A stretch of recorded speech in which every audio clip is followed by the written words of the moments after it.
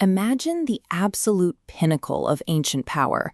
You likely picture a golden breastplate, a booming voice, and a commanding presence that demands absolute obedience. But in Rome, being the loudest person in the room usually meant you were the first one to get a knife in your back. This is Tiberius Claudius Caesar Augustus. He had a severe limp, he stuttered when he spoke. Instead of marching with legions, he spent his days in the imperial library, obsessively writing histories of forgotten civilizations his peers considered irrelevant. His own mother called him a monster of a man. The Roman elite, the senators, and his own family openly mocked him. To them, he was a half-wit, an embarrassment entirely unfit for the brutal blood sport of Roman politics. Yet, while generations of those strong, beautiful, heavily armed men were assassinated, poisoned, or executed, Claudius outlasted them all. He survived by becoming the only person in the palace too insignificant to kill. He used the shadows as a vantage point. While the elite strutted and plotted, Claudius was cataloging the mechanics of their world. Think of it as information asymmetry. When people believe you are irrelevant, they stop filtering themselves. They drop their guard. They argue, they scheme, and they confess their deepest insecurities right in front of you, assuming you are incapable of using that knowledge. Claudius wasn't just watching personalities, he was studying systems. He identified which psychological weaknesses led to treason and which logistical flaws led to famine. He collected this data without ever threatening a single ego or drawing a target on his own back. In a room full of massive, fragile egos, being entirely ignored is the ultimate tactical advantage. The climax of this endurance test was the reign of his nephew, Caligula. His imperial court was a meat grinder, paranoid, chaotic, violently unpredictable. Claudius didn't retreat.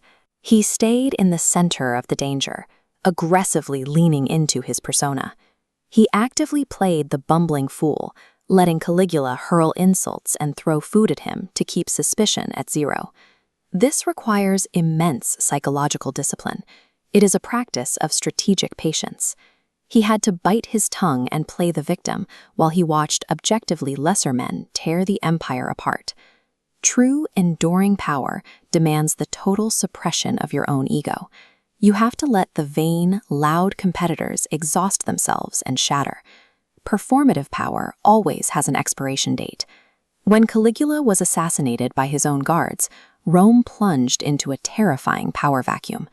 The Praetorian Guards swept through the palace halls, looking for any surviving royals to either kill or control.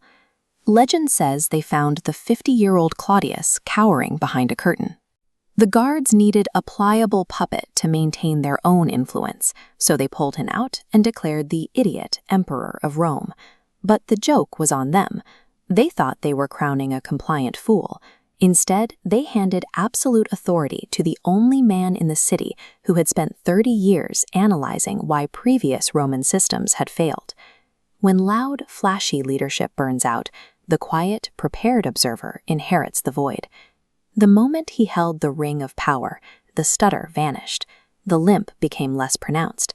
The bumbling fool persona evaporated, leaving the Roman Senate in absolute shock as they realized they had been completely outplayed by a man they had mocked for decades. This wasn't random competence. Claudius used his decades of historical study to identify exactly where Rome's infrastructure was crumbling. He didn't build monuments to his own glory. He built the Aqua Claudia, vast aqueducts that solved the city's chronic water shortages. He applied that same data-driven approach to the borders. He knew when to stabilize and when to push, expanding the empire into Britain, not through impulsive glory-seeking, but through the same patient observation he had mastered in the library. A system built on careful observation and solid infrastructure consistently outperforms one built on ego and terror. The mechanics of control look different today. Power flows less through armies and gold, and heavily through attention and data. But the core dynamic hasn't changed. Everyone is desperate to go viral, to broadcast their opinions, burning immense energy just to be seen. The Claudius strategy is to step out of that arena. Control your reactions. Master your own mind.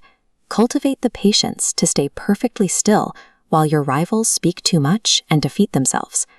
In a chaotic, hyper-visible world, the greatest tactical advantage you can ever hold is to be entirely underestimated.